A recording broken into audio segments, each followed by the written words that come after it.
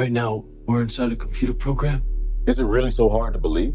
In 1999, a movie came out which was effectively a manifesto, and that movie was called Fight Club.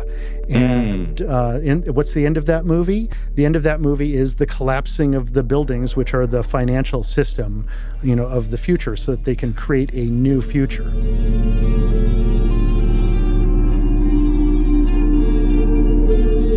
Who produced that movie? Arnon Milchan.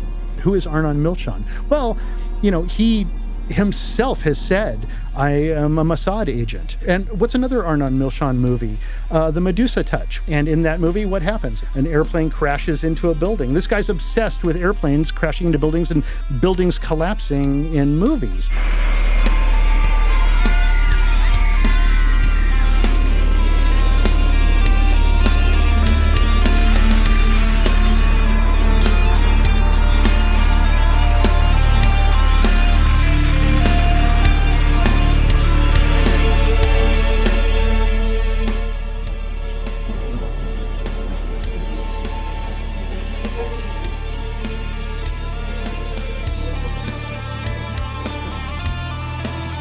The Matrix is a system, Neil. That system is our enemy. When you're inside, you look around, what do you see? Businessmen, teachers, lawyers, carpenters, the very minds of the people we are trying to save. But until we do, these people are still a part of that system, and that makes them our enemy. Have to understand, most of these people are not ready to be unplugged. And many of them are so inert, so hopelessly dependent on the system, that they will fight to protect it. Most people don't know this about the world. If you understand how Satanists work and think, Satanists believe in karmic retribution. They don't believe they're allowed to trick you. So let me give you an example. If I sell poison apples, and I put up a sign saying apples, and you buy one, and you die, then you were poisoned. If I sell poison apples, and I put up a sign saying poison apples, and then you buy one and you die, you committed suicide. The fact that I told you what it was means I'm not guilty. I didn't murder you. You committed suicide. Donald Trump's rise in politics was predicted 132 years ago. In 1893, a novel called Baron Trump's Marvelous Journey was published, where the main character, you've guessed it, lives at Castle Trump and is mentored by a man named Don. Gets weirder here. The same author wrote another book where a political outsider unexpectedly becomes president, leading to protests. So Werner von Braun, who was the head of NASA, wrote a novel, a fictional novel about a guy named Elon that takes us to Mars. Yeah, so there's like parts of reality that don't seem real. Yeah. They seem like a wink, like an Easter egg, like someone is like winking at you through the simulation. 1993's Marge in Chains had another big reason to terrify the year of Real World 2020. Good Lord. Flu germs entering every orifice in my head. Ugh. After watching a Shopping Channel commercial for the juice loosener, the residents of Springfield go crazy for the device and order it in droves. However, one worker shipping the items in Osaka, Japan is so fearful of missing a day with the flu that he ends up coughing his disease into the boxes. When it gets to Springfield, the town is soon infected with very visual virus clouds, giving them all Osaka flu. The dreaded Osaka flu has hit Springfield with over 300 cases now reported.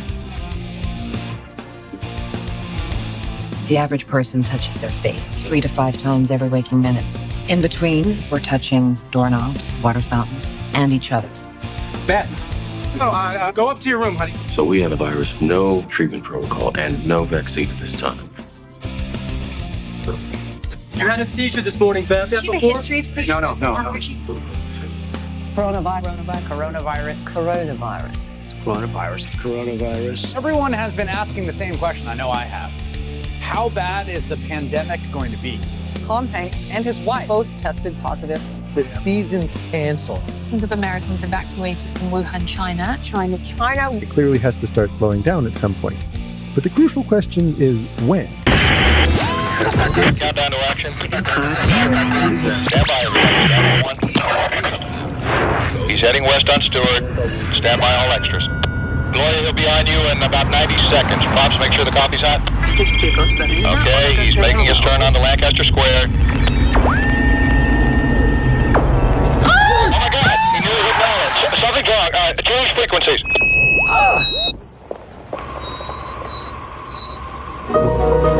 Ouch.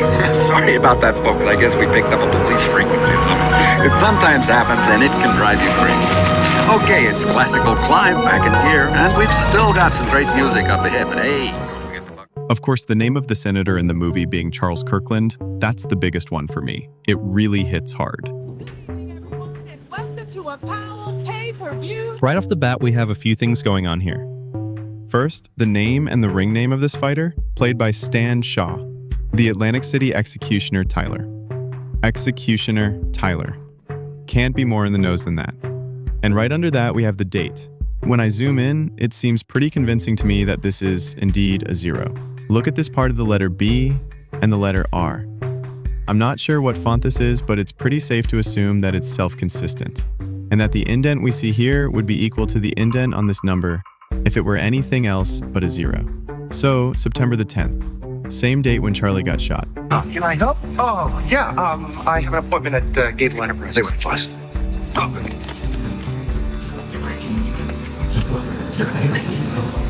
What's happening? Nothing. Just tell me what's happening. You brought the poster. We're remodeling. No, you're not. What are those people from? It's none of our business. It's none of you either. Don't tell me what's happening. I'll report you. Well, you're not. 2 days before the shooting, a feminist website named Jezebel published an article in which they bragged about how one of their reporters paid witches hired on Etsy to curse Charlie Kirk. And in the movie, we have this mention of Jezebel. I'm here to go ringside, along with 14,000 fight fans who have braved Hurricane Jezebel to cut. Harley! Truman, what are you doing here? It's a bad time, okay? I'm way behind. I got into something, Marlon. Something big. You okay? You look like shit. I think I'm mixed up in something. Mixed up in what? There's no point trying to explain it, but a lot of strange things have been happening.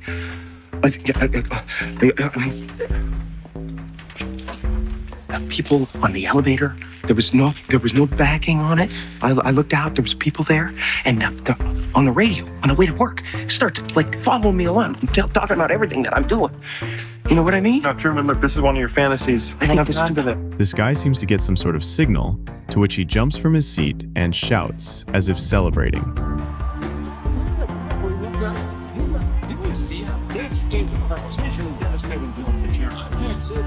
Resemblance to this guy, also with blonde, long hair and a beard, who also jumped to celebrate, is uncanny. Look at how, in this scene, the first blood we see is on Nick's neck, on the left side. He got splattered by the senator's blood.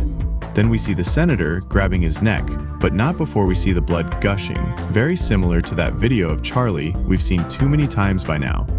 Also, notice the thick gold ring on his finger, another parallel. That the plot of the movie is happening on a backdrop of Israeli-Palestinian conflict. In the movie, the fall guy they set up to kill and immediately get killed himself is a Palestinian. The identity of the assassin is Tariq Ben Rafat, 37 years old, a Palestinian who's lived in the United States for the last 6 years. He's believed to be linked to a series of threatening letters. You're part of this, aren't you? Woman! Mary! You are scaring me! You're scaring me, Meryl. What are you gonna... Reality as we know it is fake. That's the revelation. All of y'all are acting fucking normal. Epstein files have been released, and all of y'all are acting normal. All of y'all are acting normal. They can laugh, but y'all can Google it. They are eating babies. They are trafficking children. And if you think for a second any fucking thing in your life matters, you are on the fucking wrong side of history. You are on the fucking wrong side of history. I think the Luciferians cast a spell on the world. And, for real? Oh, absolutely.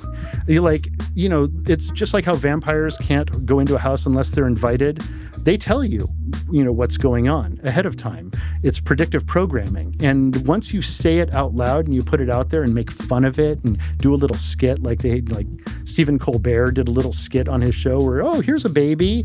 I'm going to take this baby and I'm going to give it to Moloch. And he goes into like a cloudy red, furnace and hands the baby over. And he's, oh, the baby's going to be fine. And they make a joke about it and the audience laughs. Okay, we're all now conditioned to it. I must appease him with the gift of a man-child. Come to me. I must feed you. I must feed you to the room of waste. Don't take him. Don't take the baby. Take the baby. Don't take me.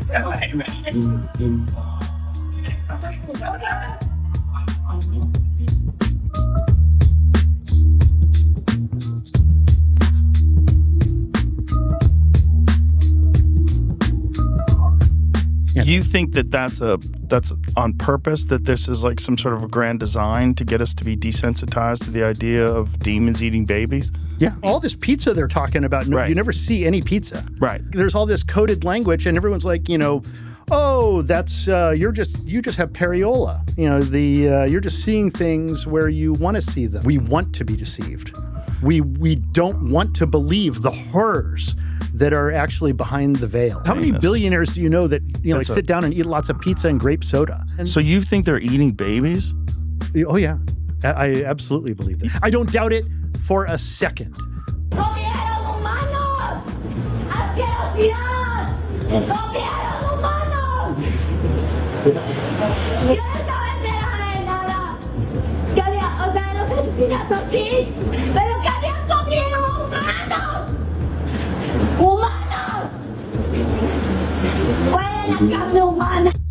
We decided to stop touching each other, and stop touching each other, and stop touching ourselves. And face our urge.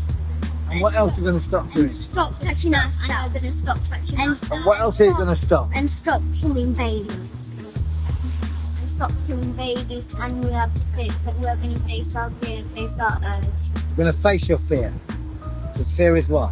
Fear is the mind killer. Right. What happens in the church? And we do sacrifice and eat the baby. What do you mean sacrifice and eat the baby? So we kill the baby and eat it. Drink the blood from it. Is that true, Gabriel? Yes. And we dance with the skulls. You what? We dance with the skulls in the church. What skulls? Skulls of the baby. Pardon?